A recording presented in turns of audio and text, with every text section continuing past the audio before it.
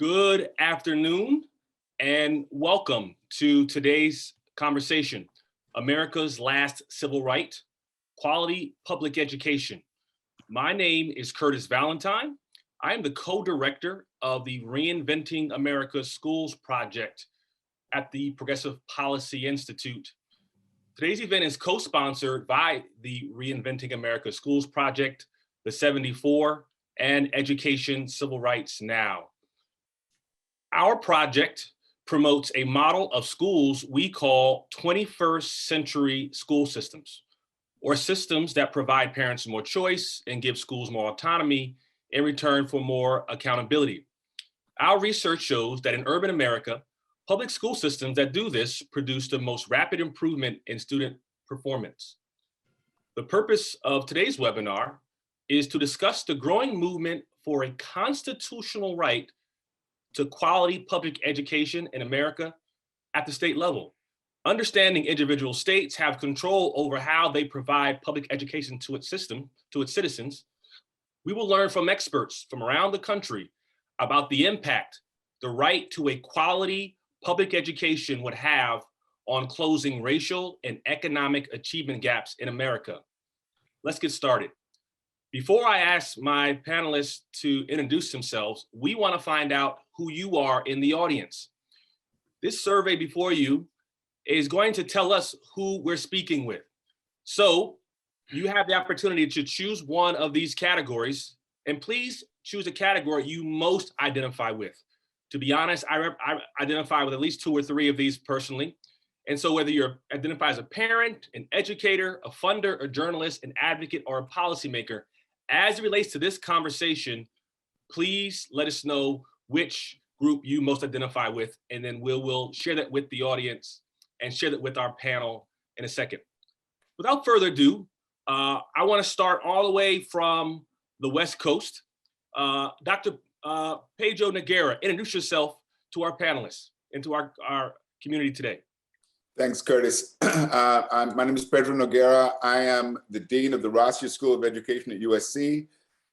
Been in the field of education for over 30 years as a teacher, policymaker, researcher, and now as an administrator of a school. So glad to be with all of you today.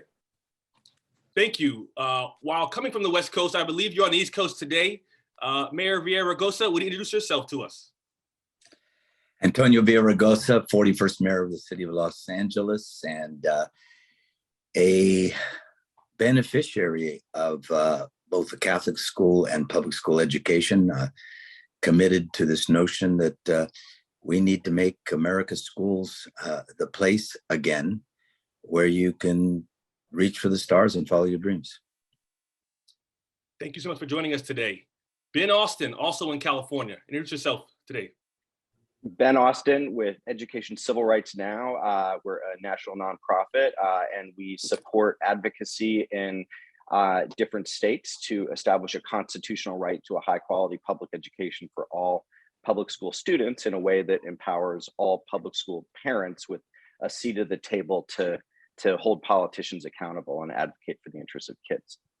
Great. Linda Jacobson, glad you can join us. Introduce yourself.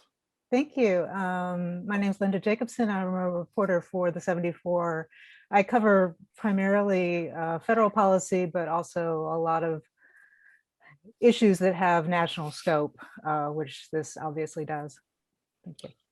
Last but not least, we have the Honorable Judge Alan Page from Minnesota. Please introduce yourself, sir.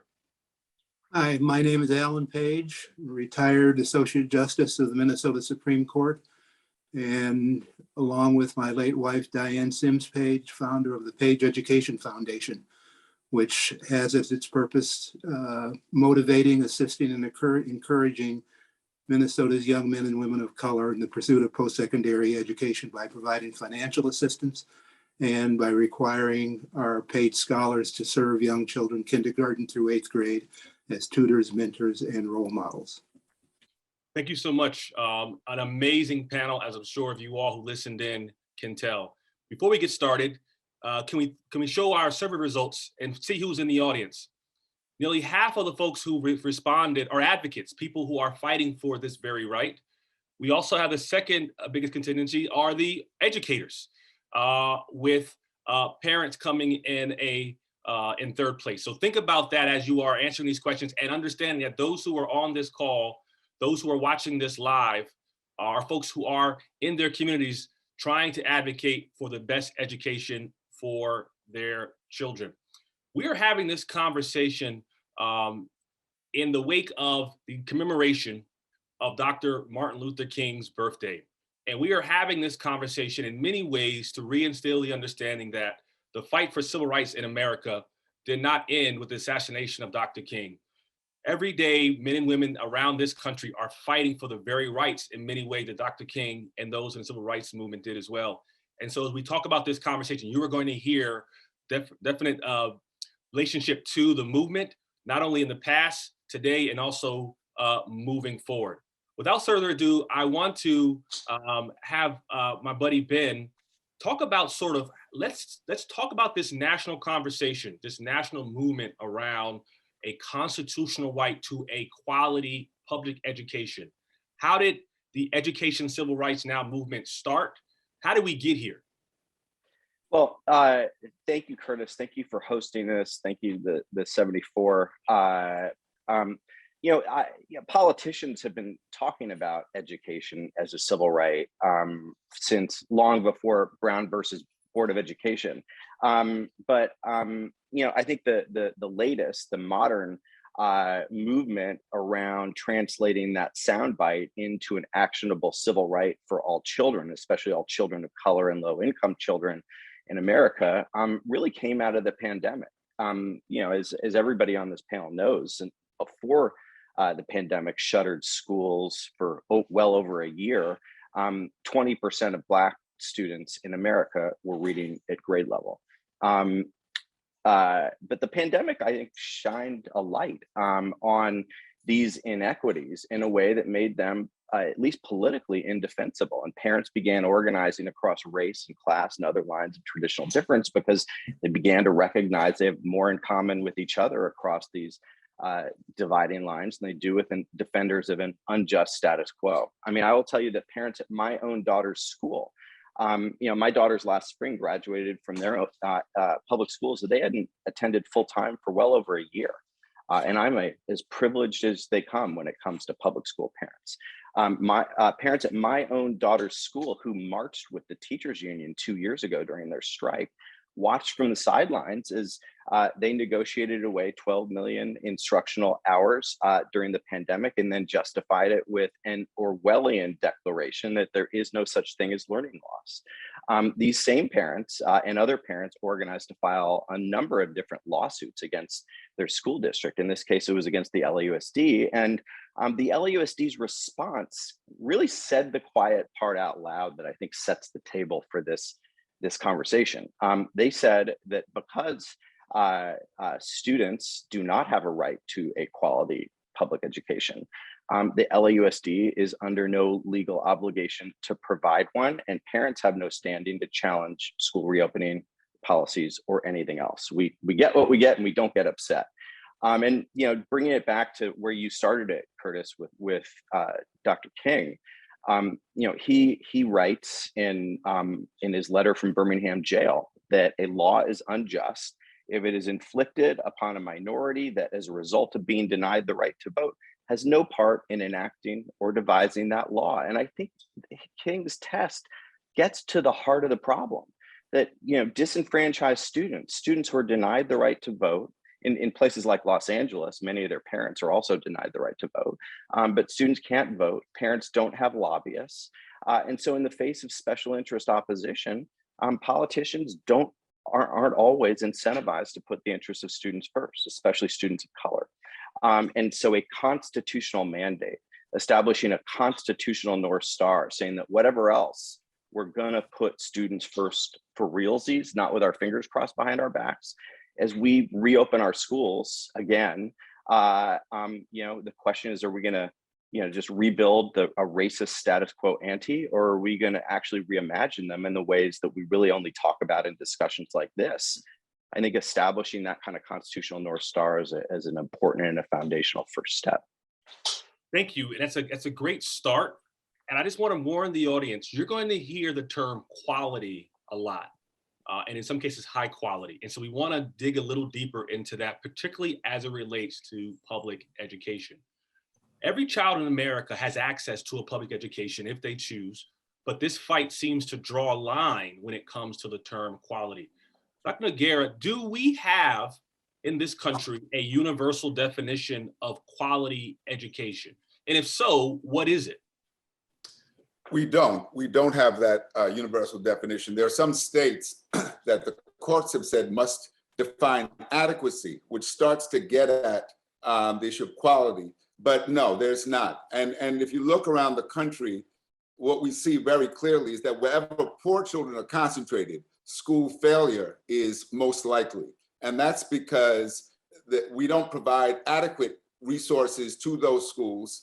And so here's where I will differ with Ben. That's not primarily a local matter. Local communities don't have the tax revenue to ensure that their kids can get a quality education. This civil rights have always been defined as federal and by extension state requirements. And so it's the federal government and the state that must step up. The Brown decision, which in many ways is our first major attempt at connecting civil rights to education, really had far-reaching effects on a whole society. So it set precedent for ending discrimination in housing, voting rights, employment, et cetera.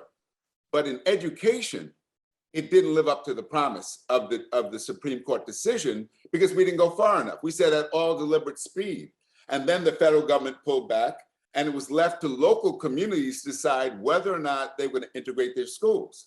Well, what we see today is that not only are schools in many parts of the country still segregated by race, but also by socioeconomic status.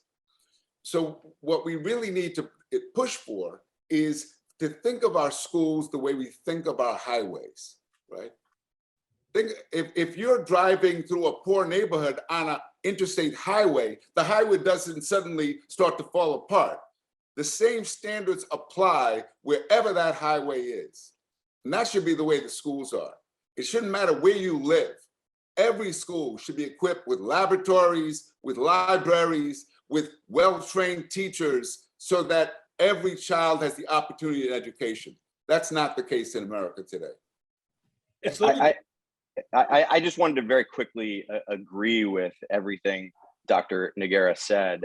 And the genesis of this does begin with the fanfare around the unanimous Brown versus Board of Education. But as you were referencing, Doctor, about 15 years later, in a lesser known, more narrow case, 5-4 case, Rodriguez versus San Antonio, the Supreme Court essentially said, never mind, we had our fingers crossed behind our backs. Thurgood Marshall, who was the NAACP attorney in Brown, wrote a powerful dissent as a justice on that court that predicted everything that happened. He said that if children, especially children of color, are left without constitutional protections to the proclivities of the political system, we're going to get what we have now. And so I agree with you, Doctor, that this is a federal and a state and a local problem. Mayor Villaraigosa has been on the front lines at the local level, and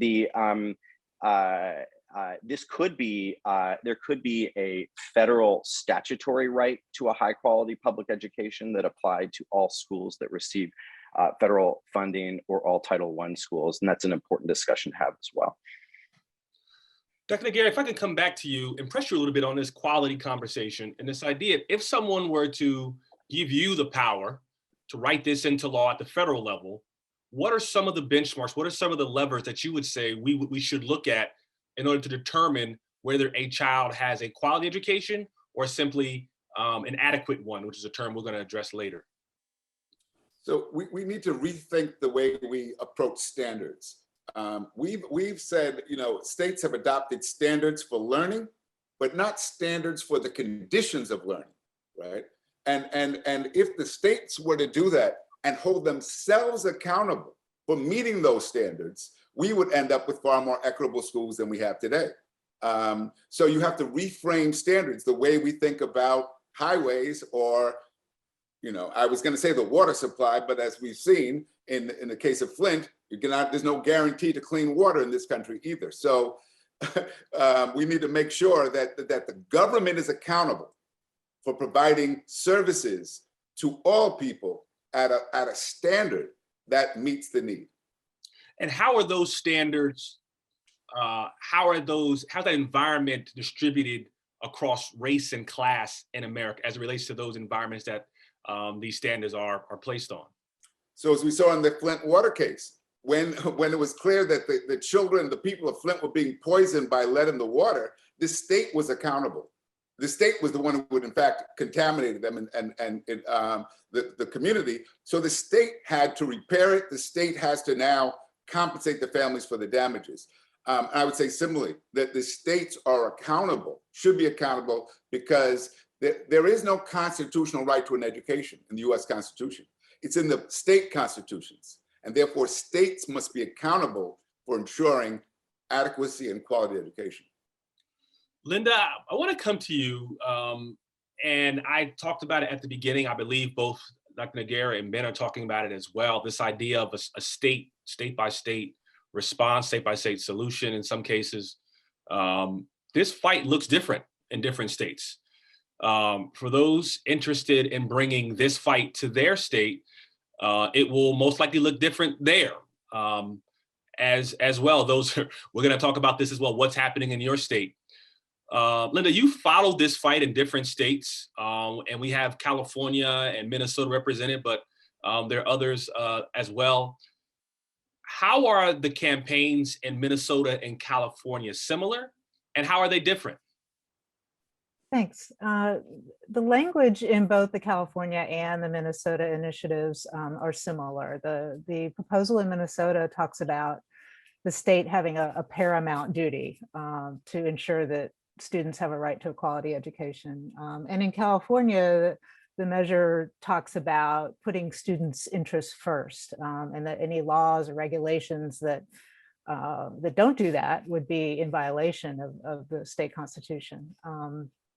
I think another similarity is that both measures would face union opposition, likely because they're viewed as a threat to job protections for teachers, like tenure. Some critics also say that they would, open the door for vouchers. I think the major difference between the two initiatives right now is how they would be accomplished. In California, the effort would go straight to the voters as a ballot measure, and in Minnesota, the legislature would have to put the question on the ballot. I believe there's also a difference in relates to funding in California as it relates to Minnesota as well, if it's passed. Ben, you want to talk about that as well? Yeah, I think there are some similarities and differences. I mean, the California language used a lot of the Minnesota language around establishing a constitutional right to a high quality public education that prepares students to participate in the economy, our democracy, and our society. That was from the Minnesota language. I think a few interesting differences. One is that Dr. Noguera talked earlier about funding. California builds on a precedent called Serrano v. Priest that establishes a right to equitable funding in California. And we also have a law called Local Control Funding Formula in California that also improves funding equity. Minnesota does not have that same framework. And so that is one difference in terms of how they're constructed. I think very quickly, one other quick difference is that California, deals with this fundamental question that Dr. Noguera was talking about how do you define quality? California and Minnesota deal with that differently. And I don't think there's one right answer. In California, it establishes that any law that does not put the interests of public school students first, especially low-income students and students of color, will be deemed to violate this right to a high-quality public education. So what that establishes is that because this is a fundamental right and a right under that triggers equal protection, that over time courts can define high quality under the California construct as meaning more than just putting students first, but it will never mean less. It establishes a floor that is a enforceable line from a court's perspective, where they're just calling balls and strikes in a similar way that courts have done with equal protection jurisprudence. If a law goes over the line and doesn't put students first, it would be repealed, and the legislature, not the courts, would decide what comes next. If it does put students first, it would stay on the books. Minnesota, and Justice Page can talk obviously more intelligently than I can about this, but Minnesota in part links their definition of high quality to, I believe it's statewide standards, which has its own advantages in that the legislature can evolve those standards over time as our understanding of essentially what it means to put students first evolves over time. And I think in neither case, and I think in both cases, the sort of drafters were really trying to think about this as constitutional framers. And I should say Mayor Villaraigosa was one of the drafters of the California framework.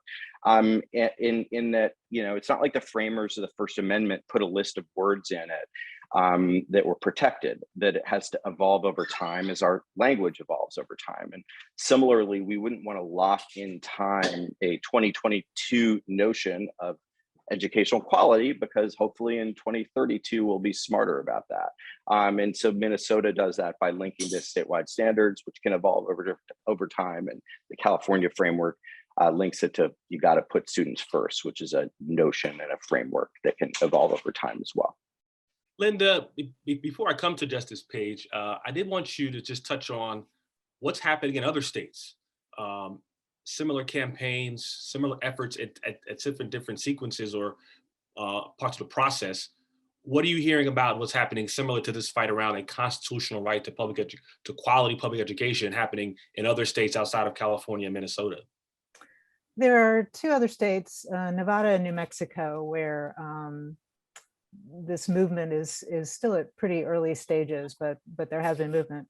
In New Mexico, Senator Harold Pope Jr., who's the state's first Black senator, introduced a resolution last year that would give students a right to a high quality public education. There was a committee hearing. It didn't advance beyond that, but the session is still, just getting started this year. So we'll see if that's reintroduced again. I think in Nevada, this has come up in connection to a school funding lawsuit called Shea versus Nevada. And there was testimony actually in which an attorney for the state talked about a scenario in which a classroom of third graders, could reach as large as 60 children. And if that was the case, there would be no constitutional recourse. Parents couldn't do anything about it, basically. There was no guarantee against that. And that statement obviously attracted a lot of attention and has, inspired some groups in the state to sort of consider next steps. They argue that this is the reason why the courts should be involved. Thank you. Before we go forward, we want to come back to you, the audience, to survey you about a question, the question at hand today. And the question is, do you know, or does your state have a constitutional right to a quality public education? Wherever you are in this country, does your state have a constitutional right to a quality public education? Yes, no, or you're not sure. While you're doing that, I do want to come to Justice Page. This fight for a constitutional right to a quality public education in Minnesota has been led by a member of the judiciary at the highest level.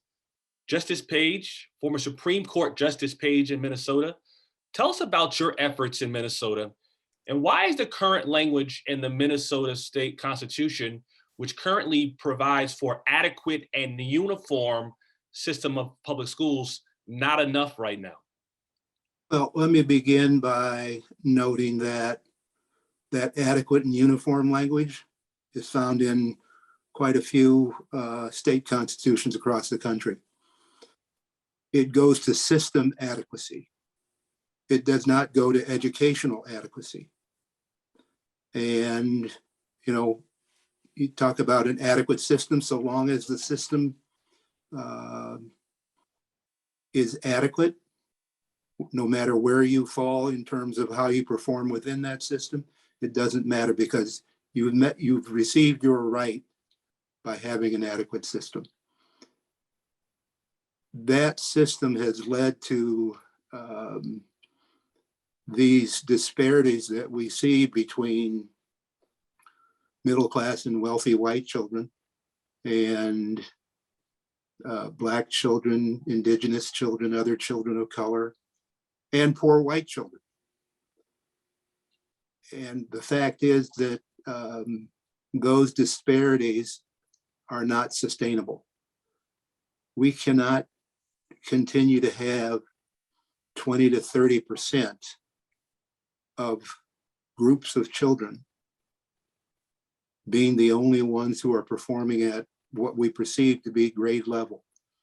We can't survive like that as a country.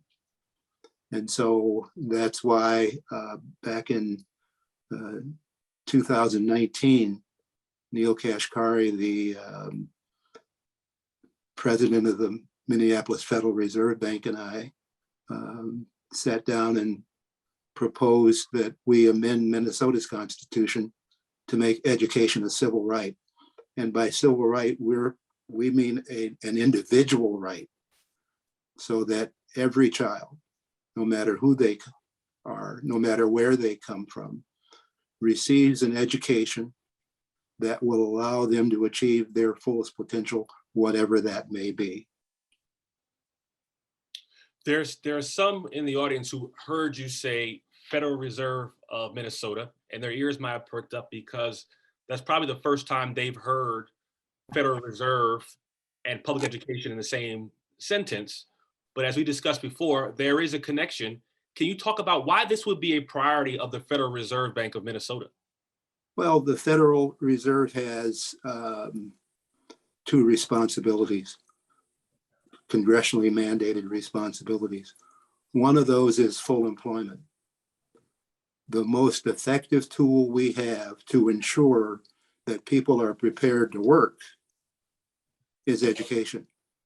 And so they have a strong interest in ensuring the workforce of the future. And on the course we are on today, that workforce will not be there. And so they have an interest in ensuring that every child, as I say, is fully prepared. And, you know, we use that fully prepared language as the definition for what quality will look like. In time, you know, it'll what fully prepared looks like will be fleshed out. But our proposal has within itself the definition of quality.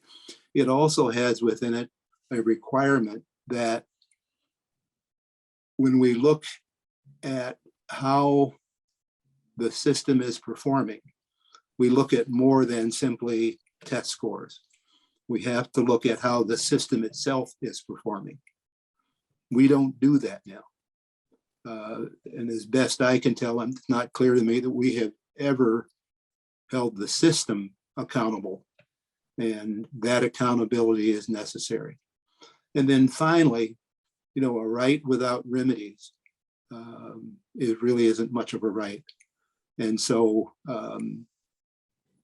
because this is an individual right, and because the state has the paramount duty to fulfill that right, the legislative branch of our government will have a role, the executive will have a role, and our courts will have a role. And finally, you know, our language doesn't mention or talk about funding specifically, but the reality is that by making education a paramount duty of the state would have no higher responsibility than to ensure quality public schools. By making it a paramount duty, you can't fulfill that duty without funding, and without funding that meets that paramount need. Thank you. And you mentioned the term system, and I'm reminded of a quote I heard recently that systems don't malfunction, particularly education in America. It is functioning quite perfectly because it is functioning the way it was created and producing the outputs that it was created to produce. Our system is working exactly as it was designed to. Our constitutional provision was enacted in 1857. I don't need to remind everybody what this country looked like in 1857. That was the year that the United States Supreme Court decided Dred Scott, in which the Chief Justice of the United States said, and I'm paraphrasing here, those who had been imported as slaves had no rights which the white man was bound to respect. That's the context in which this language, our current language, was drafted and quite frankly intended to fulfill. Here we are in the 21st century. It is time we, it seems to me, that we, and I should note that, because we're talking about a system that has systemically and systematically left far too many children behind, you can't sort of fix it. You have to start over. And this gives us the opportunity, by making education a constitutional right, gives us the opportunity to design a system for the 21st century and into the future. Thank you. From the ground up. We asked a survey question of the audience, particularly about whether your state had this constitutional right to a quality public education.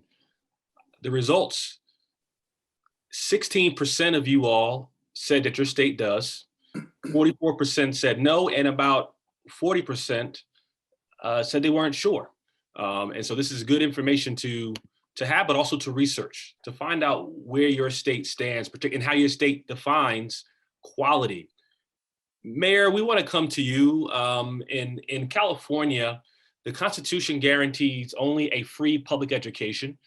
The amendment in California would add high quality education to the Constitution and assert that any law, regulation, policy, or official action that does not put the interest of students first be deemed to interfere with the right to a high quality education. Mayor, what impact would this amendment, if it passes, have on the city and citizens of Los Angeles? First of all, thank you. And I think it's appropriate that the Progressive Policy Institute is hosting this. This notion of education as a civil right is not a conservative notion. It should be one that people who believe or call themselves progressives ought to be getting behind. Let me explain. First of all, it's an honor to be here with my fellow panelists. I am not an expert. I am a policymaker and probably had, with respect to improving our schools in Los Angeles, maybe the most successful run in the country, a 60% increase in the graduation rate. We took our schools from 1 out of 3 failing schools to 1 out of 10, from a 44% graduation rate to a 72% graduation rate. I took on a group of schools, the partnership schools, that had a 36% graduation rate and now have an 84% graduation rate. I first got involved in this issue, by the way, long before the drafting of this initiative. I led the walkouts in high school as a young man. I was involved in the issue of education for years. I worked for the teachers union for 8 years. I am unabashedly pro-union, pro-teacher. I was married to a teacher for 20 years. I saw her sacrifices. I saw her commitment to her kids, a commitment she still has, after more than almost more than 45 years of teaching, I can tell you this. I got involved in this issue, and I can tell you the impact it can have in the following ways. I got involved in this issue because everybody made a lot of ado about the fact that I had broken the glass ceiling. I was the first Latino elected as mayor in, I think, 133 years or something like that. And I said, everybody celebrating looked just like me. And were serving me. And when I made the connection, how did I break this glass ceiling? I could read and write. I went to a Catholic school, which gave me a foundation, a public school that gave me a second chance, but put me in basic shop classes and the like, and ultimately graduated with a 1.4 grade point average and went to Mr. Noguera's former school, UCLA, on an affirmative action program. And I got involved in this issue not because, my own kids were going to be impacted, but because kids like me, kids who grew up, home of domestic violence and alcoholism, poor, and didn't make it. So what could something like this do? It could transform our town. About 14%, and, Pedro can correct me, something like that, of Latino and African-American kids are graduating from a four-year institution, of higher learning. That is not a formula for success for LA, the second largest city in the country, the top 3 metropolitan economy in the world. That's not going to work for us in a world where information and knowledge are the currency of our economy. So our kids have to learn. And something I would add to what Pedro said we have to have, I think he said something to the effect that we have to have, the highway has to look the same, whether it goes through the poor neighborhood or a rich neighborhood. And that's true. But I always say to this, our kids need more resources. Kids like me need more resources than my own kids. My kids, went to college because their father was, a college educated, because their mother was a teacher and college educated, because we were middle class now, not poor. Poor kids, start school, with much less of a vocabulary, thousands of words less than their counterparts who are middle class and, and the like. So we have to make sure that this high quality education, however you define it, is connected to accountability, is connected to the ability of people like parents to be able to say to the government, no, you say it's high quality, but the results don't reflect that. The results are that kids who are poor, mostly of color, in our urban schools aren't doing as well as kids in the suburban schools who are middle class, and of course, the kids of the rich who are in the private schools and the like. So it could transform our town. In the race for governor, LA County voted at 26%. San Francisco voted at 56%. Why? Kids are younger, they're poorer, they're less educated. Those are the people that don't vote. If our democracy is going to work, we need people that are educated, an educated citizenry. If our economy is going to bloom, we need people that can participate in that economy, not at the lower echelons, but in the middle and higher echelons as well. So it could transform our town. I saw it, I see it, and I know it, and that's why I got involved in this initiative. By the way, progressive, people love to talk, at a time when we're talking about, as an example, reparations. I tell people I'm all for it. Why don't we fix our schools so poor kids and kids of color, so Black kids get the same shot that white kids get in America? Progressives, why aren't we willing to challenge even our friends when they defend the status quo by saying, which they said to me for all the years I was in the legislature and the Speaker of the Assembly and Mayor of Los Angeles, well, you don't understand. These kids are poor. Their parents didn't get a college education. They don't even speak the language. Well, you're talking about me. and people like me and people like you. And guess what? Because you and I talked beforehand about our own experiences. Guess what? We can read and write, and so could these kids. We saw what can happen when we're willing to set high standards and make investments. Now in LA, we didn't make near the investments we needed to because it was the worst economy since the 1930s. But if we made those investments, had money follow the kid, and so the kids that are poorer and are behind, they need more resources. And I think that's the best way for progressives. And I say that with a bit of a smirk as you could, and dripping with irony, love to talk about how progressive they are and are unwilling to take on this issue of inequality, which has as its base of where it came from a lack of education, a lack of investing, in everyone at the same levels that we invest at those who are at the highest echelons. Curtis, as you can see, I'm passionate about this issue. I would just add about the mayor that he was for parent empowerment before parent empowerment was cool. Like when you were mayor, I remember you saying that teachers have every right to have a union, and you were a teachers union organizer, but parents should have a union too to advocate for the interests of children. And we started that parent union and the parent trigger that said, if schools aren't working and haven't been successful, parents ought to be able to turn them around. We had results, but we're still seeing too many of our kids not make it. And that's unacceptable to me. And it ought to be unacceptable to everybody who calls themselves a progressive. It's time for us to wake up. If we want to address the fact that America is so rich and so poor at the same time, that we have a level of inequality that you see in nations much poorer than ours, then we have to do something about it. And it starts with educating our kids, all of our kids.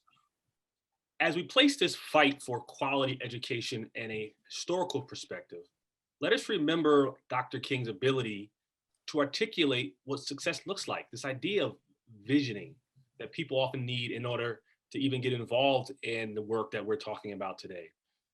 Dr. King famously said, and most folks can quote this, that his vision for America was a place where little Black boys and Black girls would be able to join hands with little white boys and white girls as sisters and brothers. This idea that there's a unity there, there's a commonality about the future and how we walk together, and that one cannot progress if the other one is not. The idea that success is communal. To everyone, what does success look like? What does this world with a quality or high quality education look like for students, for educators, for parents and societies, specifically those who are saying, why should I get involved in this fight, if at all? What is the vision? What is the long-term view of what our states, what our country could look like if these fights are successful? Well, from my vantage point, I'm sorry, Justice. I was just going to say, from my vantage point, it looks like an education that provides every individual child the education they need to succeed. It empowers teachers. It empowers parents to have a voice that they don't have today. It empowers teachers to have a voice that they don't have today. And it puts teachers in the position to fulfill the role that they got into teaching to do. And that is to ensure that children actually learn.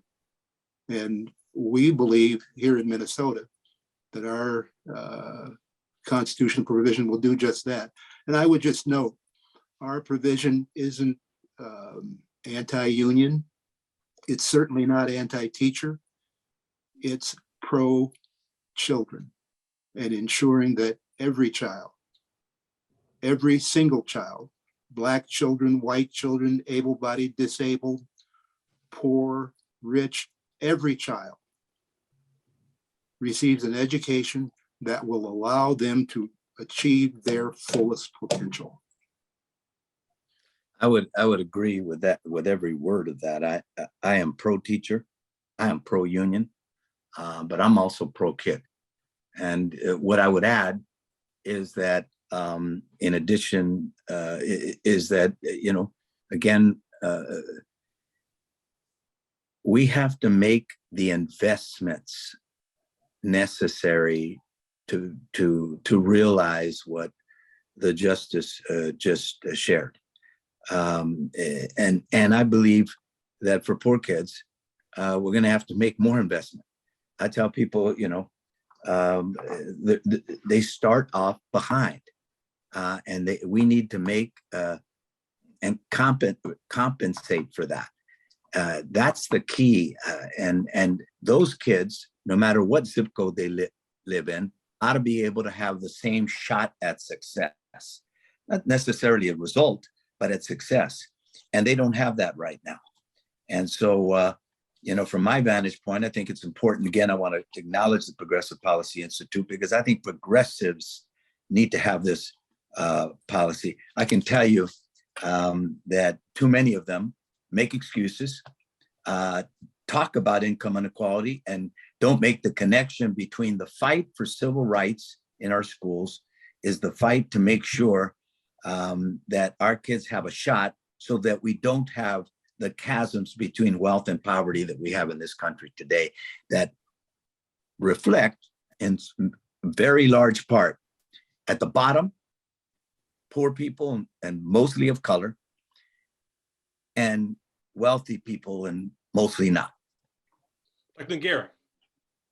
Yeah, I'm glad, Curtis, that you keep bringing Dr. King back up, because it's important to remember that before he was murdered, he was about to lead a major effort to address poverty in this country, because he understood very clearly that civil rights without economic rights could continue to perpetuate the kind of inequities we see today.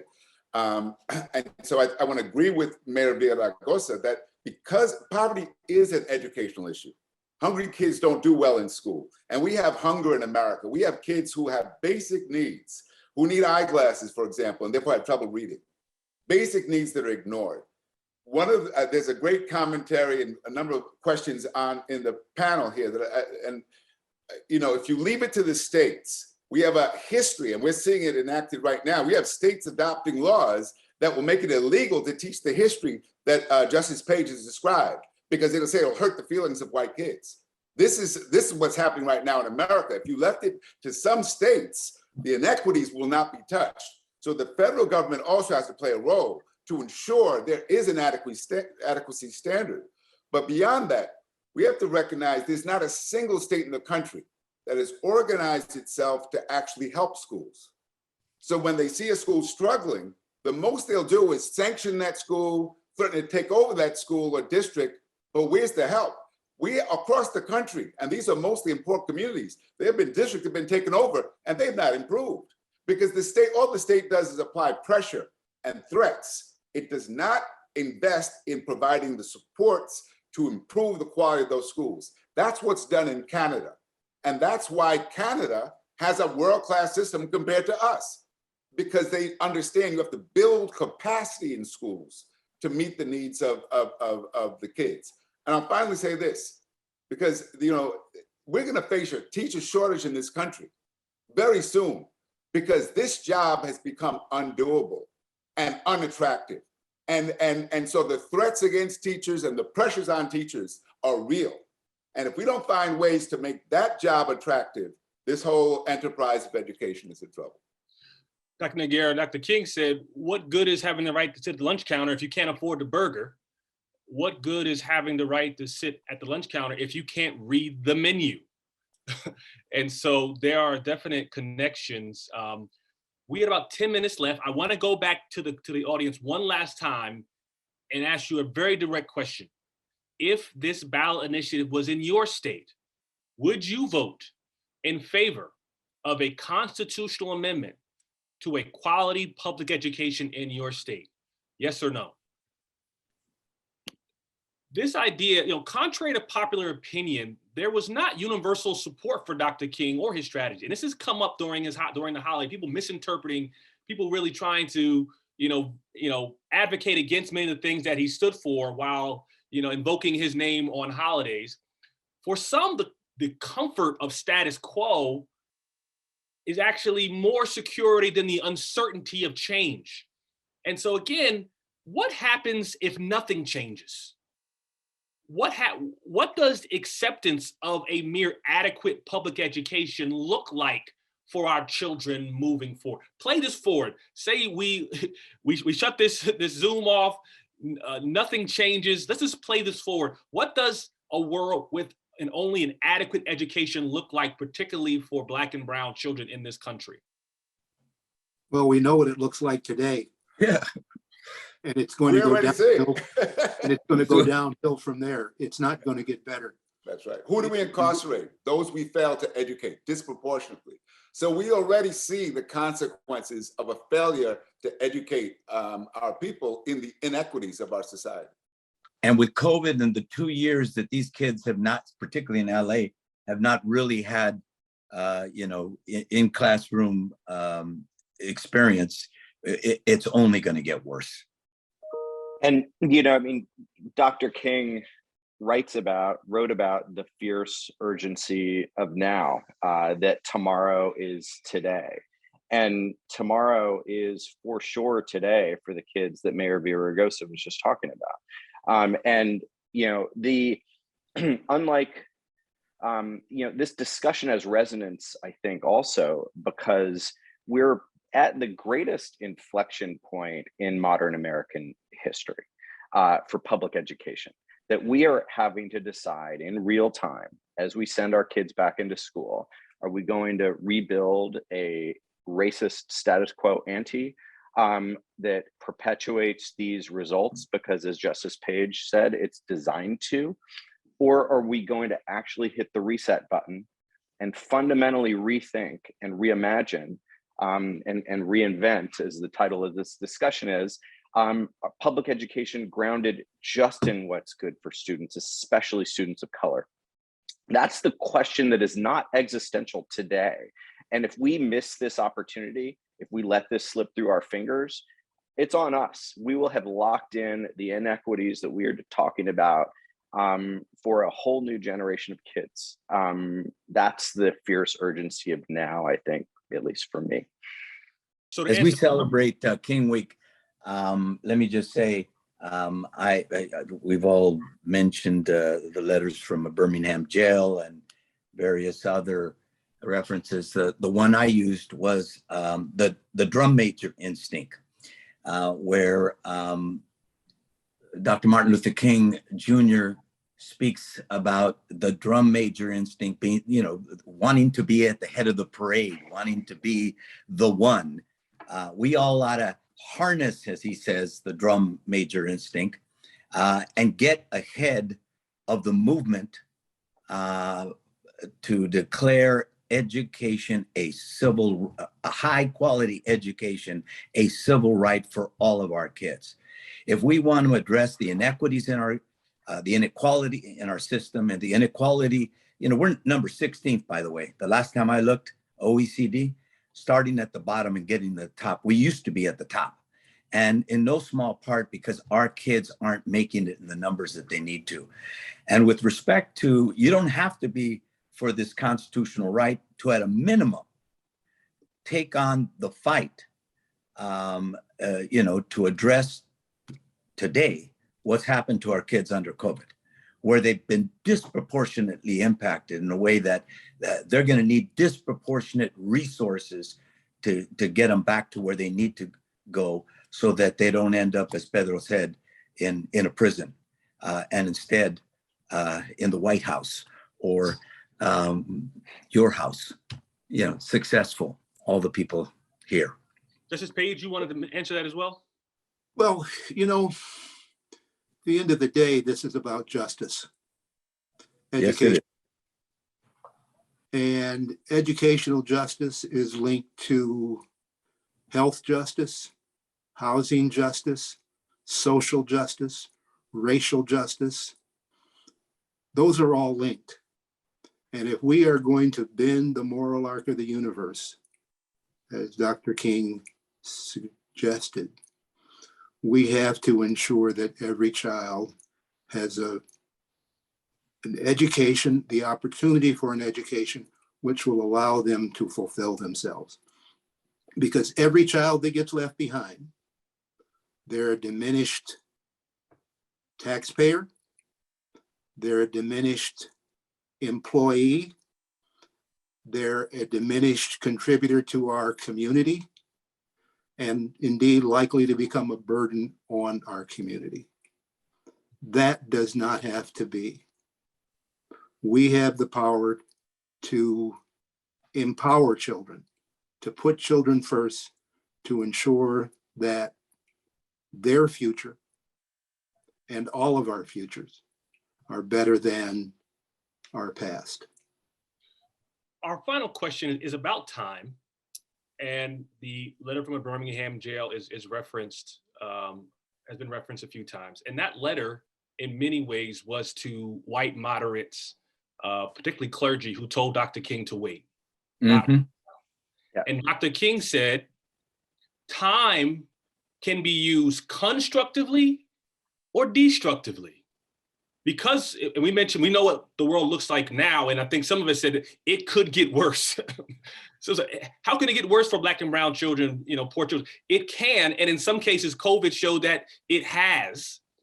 And so waiting doesn't necessarily mean that it's going to get better if in time. And so the final question we have, and before we go to the final question, I do want to see the survey results about those who would vote. And so 94% of those respondents said, I would vote yes. And so politicians who are listening, if you send this to the people, the people will speak. What is and this is sort of the final point that I want you all to sort of end on as we go around. What is the message? Why should why should this case be made now, this post-COVID America, to Dr. Noguera's point, this potential big quit world of teaching? Why is this fight for a constitutional right to a quality public education so timely in 2022? I want to start with Linda on this one. I think we've definitely seen examples of parents playing a much larger watchdog role in advocating for changes in their communities, especially around how their school districts are using relief funds. These campaigns for a civil right to a quality education could certainly build on that energy and that interest at this time. Ben? I mean, yeah, I think to what Linda said, I've experienced this both as a public school parent myself, a privileged public school parent, as well as an advocate who has done community organizing in communities where people like me don't generally live. And I think now more than any time I've ever seen, parents are organizing across race, socioeconomic status, geography, ideology, and other traditional lines of difference, because they're recognizing they have more in common with each other than they do with the defenders of an unjust status quo. That creates a political opportunity. It manifests itself in organizing. I've seen firsthand on the ground. It's manifested itself in organizing that we saw in the electoral results recently in Virginia. And I think that has created a moment where instead of going to politicians and saying, please, please, please do the right thing, we can go to politicians and say, you want to win or lose, you're going to have to stand with parents. And that's different. Mayor? I hope that's true. I really do. I'm committed to this fight, and my hope is that people will, become drum majors if they believe that America needs to address inequality and poverty, if they believe that we incarcerate too many people per capita as we do than anywhere in the world, if they believe that we need change, it starts with education as a civil right. Let's give everyone, let's let's make the founding fathers' articulated statement about all men being created equal a reality, except include women, people of color, all of us. And it starts with the right to that American dream that we talk about and that we're so proud of, and doesn't exist in the way that we say it does, and certainly in the way that it may have. So from my vantage point, it's time to get to work. Dr. Noguera, why now?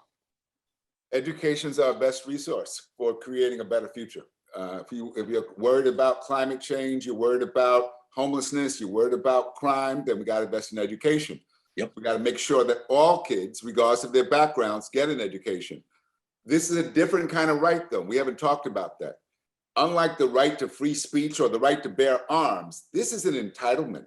This is basically America saying every child is entitled to a quality education, and we're going to put the resources behind it. Think about how many people in this country became rich during the pandemic. We talk about the impoverishment. Let's talk about the wealth generated. What's the responsibility of those with wealth to create a better future for the rest of us?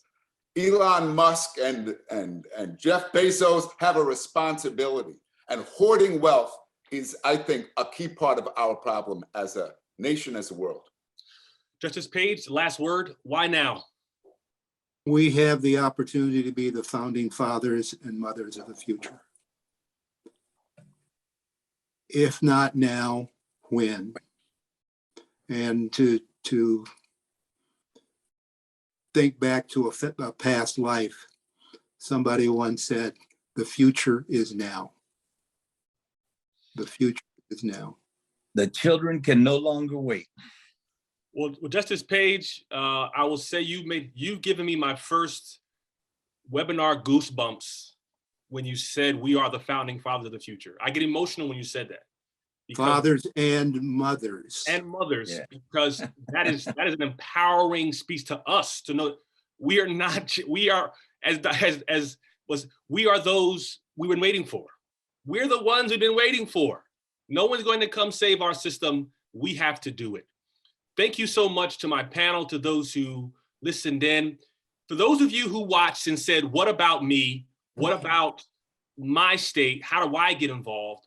We are having a part 2 to this discussion on February 2nd at 1 p.m. And we're going to speak with the foot soldiers on the ground in these states and around the country who are making the case for a quality education as a civil right. So mark your calendars again, Wednesday, February 2nd at 1 p.m. We're going to have another set of speakers who are actually on the ground making the case to parents and teachers and policymakers. What does the fight look like on the ground? So we have a link in the chat that you can register for that event, even right now, that you can rejoin us in the first week of Black History Month, where we tell the world the movement is still here. The movement for education, the movement for civil rights, the movement for quality education in this country is still here. Please join us February 2nd, 1 o'clock. See you then. Thank you to my panel. Thank you all who listened. You all have a great day. My name is Curtis Valentine. Have a great day.